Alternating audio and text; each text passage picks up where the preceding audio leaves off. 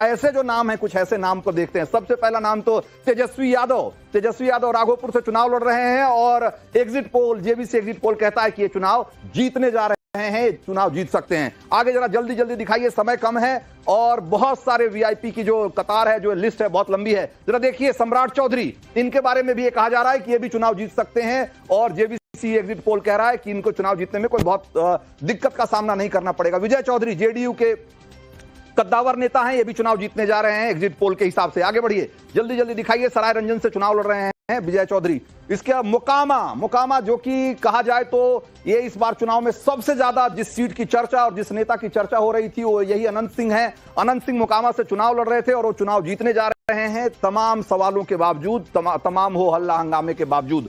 कुम्हरार से केसी सिन्हा है जो कि जन सुराज के टिकट पर लड़ रहे हैं और केसी सिन्हा की जो ख्याति है वो एक बड़े अच्छे मैथ टीचर के रूप में रही है और लाखों बच्चे इनकी किताबें पढ़कर, इनसे पढ़कर दुनिया में बहुत नाम कमाया है। जन सुराज के टिकट पर लड़ रहे थे, लेकिन कहा जा रहा है कि ये चुनाव हारने जा रहे हैं, कम से कम एग्जिट पोल तो यही कह रहा है। ये कुम्हरार, पटना की कुम्हरार सीट से चुनाव लड़ रहे थे।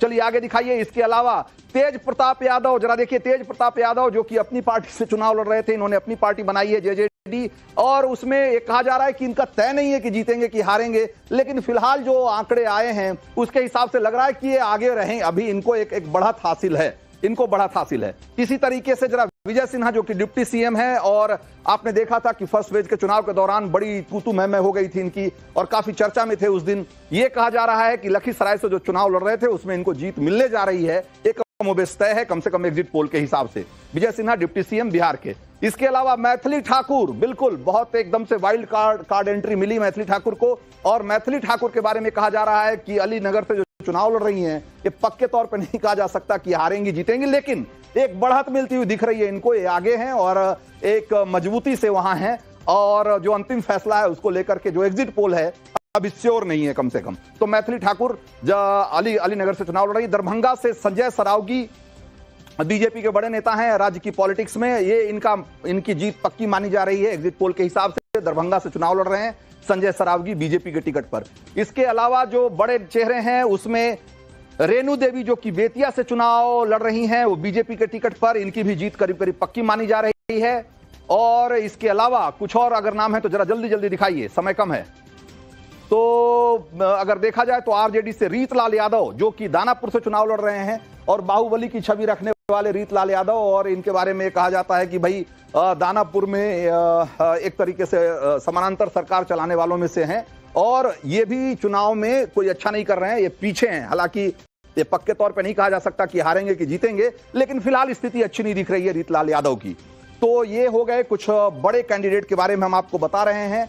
और जरा छपरा से देखिए, जो आरजेडी के टिकट पर खेसारी लाल यादव, भोजपुरी के सुपरस्टार माने जाते हैं, ये इनके बारे में सबसे चौंकाने वाली बात जो है वो ये है कि ये कहा जा रहा है कि ये चुनाव हार रहे हैं, जबकि ज्यादातर लोग ये मानते हैं या जो अमूमन आप बात करेंगे तो कहेंगे कि छपरा से तो खेसारी लाल यादव का जीतना तय है, लेकिन जो एग्जिट पोल है वो कह रहा है कि नहीं, छपरा से चुनाव हार जाएंगे या हार सकते हैं खेसारी लाल यादव, ये अपनी तमाम प्रसिद्धि के बावजूद। तो ये अभी हमने आपको दिखाया जो अभी तक जो बड़े चेहरे हैं वो उनके बारे में एग्जिट पोल हमारा क्या कहता है। हमारे कुछ और सहयोगी हमारे साथ हैं, राकेश पांडे हमारे साथ हैं। विद्यानाथ झा और राकेश पांडे बहुत लंबे समय तक बिहार चुनाव के दौरान अलग अलग जिलों में घूमते रहे, शोज करते रहे, ग्राउंड रिपोर्ट करते रहे। एक बार राकेश पांडे के पास चलते हैं। राकेश, ये जो आंकड़े हमने दिखाए और ये जो हमने कुछ चेहरे दिखाए, इनको देखने के बाद और आपका जो तजुर्बा रहा घूमने के बाद, कैसे दोनों को मिलाते हैं, कैसे कोलेट करते हैं दोनों? रंजीत जी देखिए, इलेक्शन यात्रा की शुरुआत मैंने बक्सर से की थी। बक्सर, भोजपुर, पटना, सारण, मुजफ्फरपुर, वैशाली, समस्तीपुर, दरभंगा, सहरसा, बेगूसराय तक मैं पहुंचा हुआ था और इसमें मैं 2 सीटों की बातचीत खासतौर पर कर लेता हूं, जिसमें आप 2 चेहरों की बातचीत कर लेते हैं। एक तो दरभंगा मैथिली ठाकुर का और दूसरा छपरा से मैं बातचीत कर लेता हूं, यानी सारण से मैं बातचीत कर लेता हूं, जहां से खेसारी लाल चुनावी मैदान में है। अगर ये एग्जिट पोल ये कह रहा है कि मैथिली ठाकुर जीतती हुई दिखाई दे रही है और खेसारी लाल हारते हुए दिखाई दे रहे हैं, तो इसकी 2 बड़ी वजह है। एक तो दरभंगा में मैथिली ठाकुर की जब वाइल्ड कार्ड एंट्री हुई थी तो जाहिर सी बात है वहां पर कैडर में बहुत नाराजगी थी, बहुत सारे लोग खिलाफत थे। तो दूसरी पार्टियों को यह सीखना चाहिए कि वहां की नाराजगी को कैसे मैनेज किया गया, कैसे सबको संतुष्ट किया गया। खुद बीजेपी की टॉप लीडरशिप ने लोगों से बातचीत की और कहा कि नहीं, आप लोग मैथिली ठाकुर को सपोर्ट करिए, और वो कैडर उनके साथ जाकर खड़ा हुआ। लाल यादव के बारे में क्या के साथ आप देखिए, खेसारी लाल यादव के बारे में क्या कहेंगे? समय कम है इसलिए मैं जल्दी जल्दी पूछ रहा हूं आपसे। हाँ, मैं उसी पर आ रहा था, क्योंकि बीजेपी के अंदर कई सारे डिस्प्यूट थे। बीजेपी ने उन डिस्प्यूट के बाद भी अगर खेसारी लाल हारते हुए दिख रहे हैं तो फिर ये सोचना चाहिए आरजेडी को और खेसारी लाल को खुद सोचना चाहिए, क्योंकि राखी गुप्ता बहुत समय से और पार्टी पर उन्होंने बहुत खर्चा भी किया, वो निर्दलीय चुनावी मैदान में उतर गए। इसलिए मैं कह रहा हूं कि अगर खेसारी लाल हारते हुए दिखाई दे रहे हैं तो निश्चित तौर पर आरजेडी के लिए आत्मचिंतन का बहुत बड़ी वजह हो सकती है कि खेसारी लाल यादव जैसे इतना स्टार वैल्यू और सो कॉल्ड उनका गढ़ है, उसके बावजूद अगर चुनाव हार रहे हैं तो क्यों हार रहे हैं? बिल्कुल सही कहा आपने।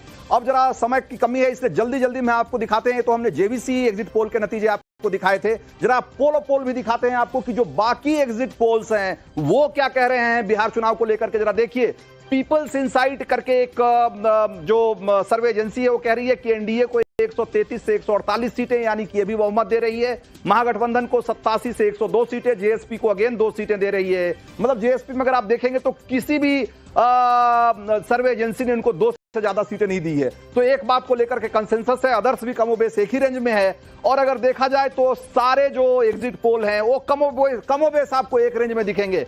पीपल्स इनसाइट 133 से 148 एनडीए को, जेवीसी पोल है हमारा, हमने 135 से 150, मेट्राइज का पोल कहता है 147 से 100। तो आप देखिए, तो अगर देखेंगे तो कमोबेश जो आंकड़े हैं वो यही कहते हैं कि इस बार नीतीश कुमार की सरकार बनने से कोई रोक नहीं सकता है। हमारे पास समय की कमी है और मुझे दीजिए इजाजत। ब्रेक के उस पार देखिए